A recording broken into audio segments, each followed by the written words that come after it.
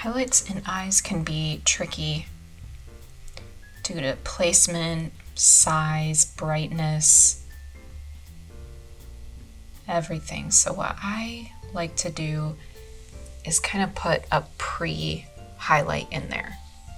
So I use a color that's not as bright as the highlight,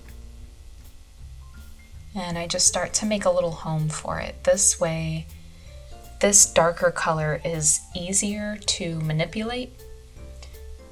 So I assume I'm gonna make it too big to begin with. At least in this particular eye, the highlights are super small. So I can kind of place these and then use a darker color to shape them and get them in just the right spot.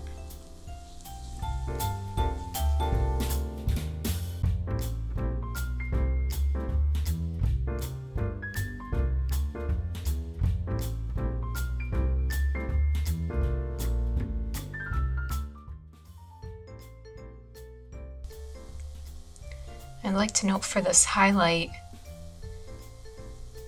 I'm trying to get kind of like a spike of paint kind of on the end of the brush. So that way I'm just gonna touch that little spike of paint into the middle of that home that I made for the highlight.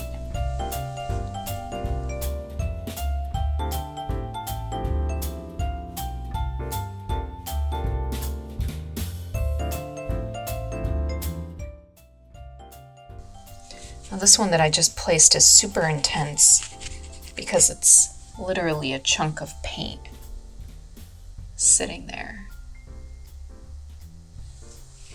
And in my opinion, it's a little too much. So I'm trying not to wipe too much as I take it down. Like I'm trying not to wipe my brush too much, but just kind of tap at it a little bit. So this one I'm going to need to come in with some darker color. And again, I'm kind of tapping the brush or pressing it more than I am swiping it. Because if I swipe it, I'm probably going to smear it.